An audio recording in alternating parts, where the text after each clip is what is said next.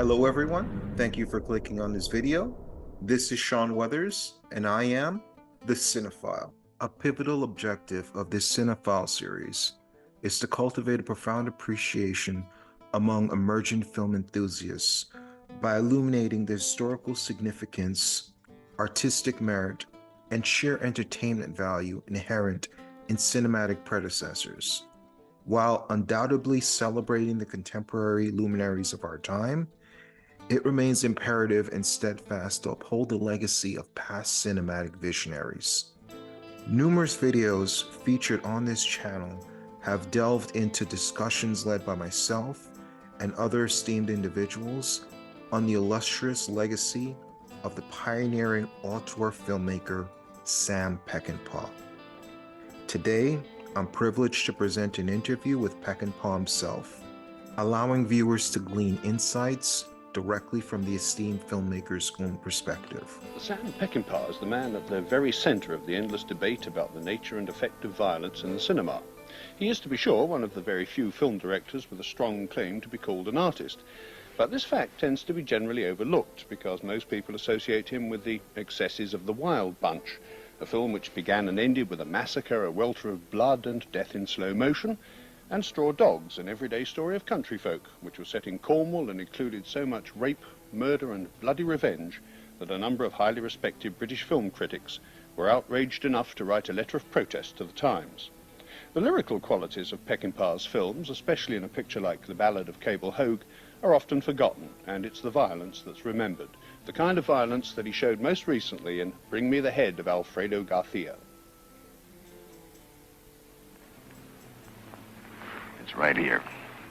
But you're going to have to take it. Oh, we're going to have to take it, I see. I see. Well, thank you very much.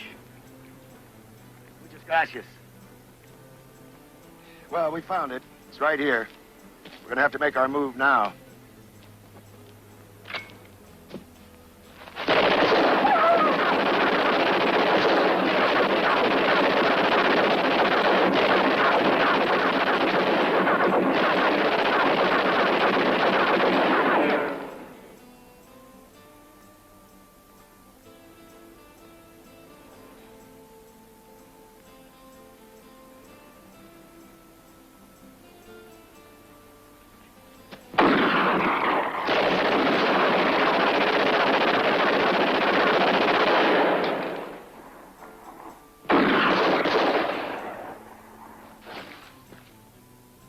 Okay, Benny? Yeah. Who the hell are they?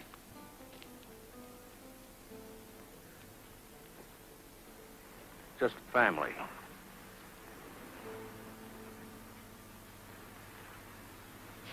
Mr. Peckinpah, let's start with one of the more controversial areas surrounding you. One of the most controversial areas surrounding me is the fact that there are 3 people in the world who call me Mr. Peckinpah. They are all lawyers for MGM. Sam, may we start with one of the more controversial areas around you, and that is, does it worry you that in the public mind your work is synonymous with excessive and very explicit violence, that you are in fact known as Bloody Sam? No, people who could take their own leisure at deciding what they did not want to do for a living and apply labels to others, journalists, TV commentators, etc., did that some years ago, and of course the public went for these labels. I think the public has learned, or at least somebody has learned in the passing years, that Bloody Sam was merely a changeover from dishonesty to at least looking at the fact that people do bleed and are hurt, but I am not responsible for the chainsaw, whatever its name is, or any of the other trash that has been put forth. Ideal in violence is a term of very sad poetry. Do you think it's not possible that that you haven't made that specific enough in your films? Isn't it possible that people watching violence perpetrated by attractive people can then find that violence itself seems attractive? Isn't there this danger with the kind of films you tackle? Well, let's look at the facts. The facts are that most violent crimes are committed by members of the family or close friends. Most violent deaths are involved with people involved with each other. I think that in dissecting violence, then we must find out where our aggression can be channeled, except to the people we love. And we both know that love and hate are very closely entwined. I have not reached the point that I can say, as Freud and others did, this is this. I only have questions. You don't provide the answers. But, No, who does? well, I don't know. I wonder if it's not the responsibility Well, I of the said one filmmaker. time in a film called Straw Dogs, there's no history in the world of anybody except that of Christ, which has provided more violence under his name. And his name is peace. And why are people killing still under his name? I think this is anachronism. I think it is ridiculous. But surely the effect your film can have on the cinema audiences can be dangerous, surely, because wasn't there not a case in the Nigerian Civil War when some of the soldiers watched The Wild Bunch and were so excited by it they started shooting and going out and saying they wanted to die like William Holden, in fact creating mayhem. Does that worry you that Yes, could it have does happened? very much, and I have to preface this with the fact that this was a French correspondent speaking honestly on what he'd seen. I made The Wild Bunch because I still believed in the Greek theory of catharsis, that by seeing this we would be purged by pity and fear and get this out of our system. I was wrong. If you've noticed, most of my films are now an increasing level of violence. Bit by bit, and you must take it away because it does no good. I was wrong. They did that. They were really attacking. did, their soldiers. Yes, they really did, and they were attacking for me for all the wrong reasons, and I stand corrected, and I am sick in my heart because of that. If one instance like that happened, it destroys what I was trying to do. Catharsis only works in certain, as Theodore Lips once said, it depends upon the viewer and his situation and the artist, and it was a total failure. I will not make again. But you haven't actually excluded violence from your films since then, have you? I mean, there's a fair amount in say, Pat Garrett and Billy the Kid, for instance, or Bring Me the Head of Alfredo Garcia. It's two things, and you're speaking, you know, with the Spanish, Garcia is only in Spain. Garcia was rather good. Absolutely belongs to Mexico and the Tex-Mex and New Mexico border. There is no way that you can take a legend which is based on fact and fiction and dreams and not show at least part of what happened between Pat Garrett and Billy the Kid. Unfortunately, the beginning and the end of the picture and the middle were cut out, so there was no frame of reference. Alfredo was a personal statement about Mexico, about the people I knew, and that stands as it is. I have no apologies, and I cannot justify it. As a filmmaker, I must look at both sides of the coin and do my best as a storyteller. I have no absolutes. I have no value judgment. All I know is that a lot of people that my people came from are dying in County Tyrone. Why? And they're dying in Jerusalem, and they're dying all over. Why? Why does violence have such a point of intoxication to people? Why do people structure their day on killing? Well, if it has a point of intoxication, isn't it rather a dangerous thing to play within the cinema? I don't make rules. I think it's more dangerous to watch them do it in the news. I cannot compete with the news. What about this bandwagon that you have started willy-nilly? I mean, I'm sure you probably regret it as much as anybody else, but films have become increasingly violent over the last few years. And indeed, there's one now called Death Weekend, which is being advertised on commercial radio with a slogan that it makes straw dogs look weak, I think is the phrase. What do you, I mean, how do you feel about that? Bored. Totally? Totally bored. Don't know the film, couldn't care less. I deal enough with exploitation films and exploitation people, and I try not to waste my time with them. I think you're going to have to take the cap off there, actually, yes, before you can get the coffee out. Off. I do have one, but it's made of plastic, which works much better, but not as hot. Oh, God, that is very good coffee. It has been said in your films that there's no diagnosis or cure offered in your films, that you merely take what you regard as society's ills and show them as they are.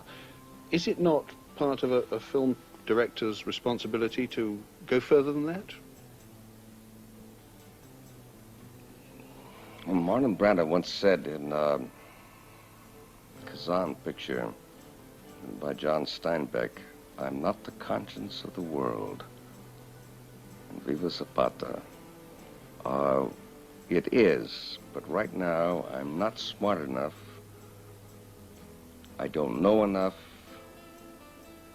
beside the fact that I'm dissecting a piece of cancer that we can look at and put in to make a biopsy from. I need some doctors to help me. I don't know. All I know is I'm making cuts and opening a wound so it can drain, or the sun can get to it, or you can take it out and put it under a microscope and see whether it's cancerous or not. Obviously, it is the cancer of our world, our time, of all our times. And I think somebody much more adequate and better trained than I am can move away from that and to make a prognosis of our sickness. But I detect, obviously, a note of disillusionment in you, and I think you've certainly been disillusioned about some of the film companies you've had to work for. No, I've been disillusioned basically by advertising in but quotes. You've had trouble with more than just the advertising. I mean, you've had trouble with nearly all the big studios, haven't you? No, only one thing. Fools. Inadequacy. Stupidity. But it seems to have happened to you rather more than to most people. I mean, you had trouble with Major Dundee when they but I they speak took up. it away and edited it. They didn't. One man did. And he told me on the last day of shooting he'd destroy the film of everything that Heston and Mr. Harris and myself wanted to put in. He would take it out. And he did it. And he took 2 years in doing it. No, that's just a disgraceful form of people who should not be involved in making pictures. Well, in any case, yes, I was blackballed. I was put down because I talked about people who were dishonest, who cheated, who lied, who stole. And I was blackballed, and but through that, I came back burnt thinner, and a lot of other people came back a little stronger.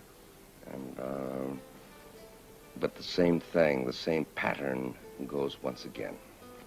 Do you not feel that there might be some element of almost of self-destruction, of masochism in everything that's happened to you? Are you, as somebody once described you, playing the role of the last angry man holding out? Mr. Muni playing that? No, I don't think so. I don't have time. But I do believe, because of my brother and because of my father, my grandfather, I do believe in justice in a man's word. And we must have some form of law, and so when it's broken, I have a tendency to stand up and be counted and fight. What about this This new film you're making now, that seems to be a new departure for you. It's a war film called The Cross of Iron. How is it going to be different from other war films? I have no idea. Well, tell us something about it. What is the basic idea of the story? It's a story of a German retreat based on a book, The Cross of Iron, by Willy Heinrich. And basically, I felt that it was a story of every common soldier. Presumably, being a war film, it's going to have at least its share of violence, but is it going to be the kind of violence that people, rightly or wrongly, associate with Sam Peckinpah movies? Though actually it does. I have Deanna Durbin coming in with Shirley Temple as German soldiers, and they do a little number and good German war songs. It's very exciting. That doesn't sound like violence, that's more like sadism. No, it's not. It's only, if you watch it, it's a good film. Cross of Iron, which Peckinpah made in Yugoslavia and is now dubbing here at Elstree, is set on the German Eastern Front in 1943. The cast in this story of the disintegration of the German Reich is headed by Maximilian Schell, James Coburn and James Mason. It's due for release next February.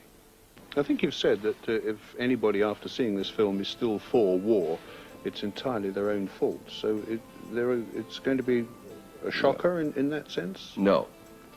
We're always going to be for war. Any human being. I've talked to so many people in the United States and in England and in Germany and everywhere, and Mexico and Puerto Rico, that only calculate their lives on what time they spent during the heightened emotions of war, defending their territory. How many people that you can talk to and you tell me that relate to the Battle of Britain as their finest hour? Oh, we yes, don't true. know how to cope with peace unless Liverpool is going to take on Arsenal again, and then we become into the Roman games. Well, that can be a war too, a football match. It's beautiful, but it is a war. But it is a form of aggression that we can, sublimate. But why don't we have wars in 5 acres between countries where we can all watch?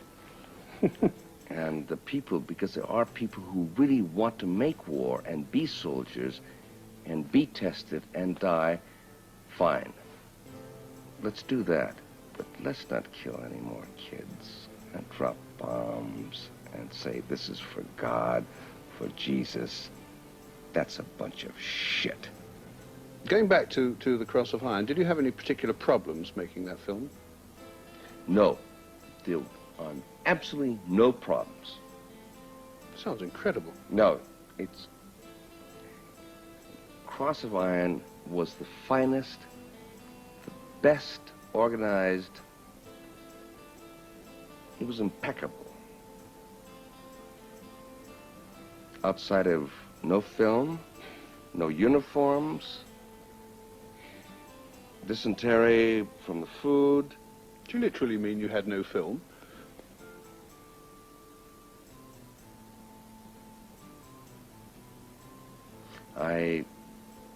There were possibly a minor mistake or two. I have to check my records and my lawyer's files on that.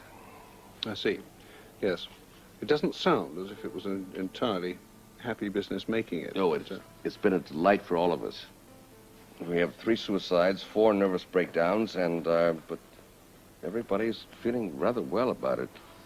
Now, I enjoyed making the film thoroughly. Where do you go from here, though? What do you do next?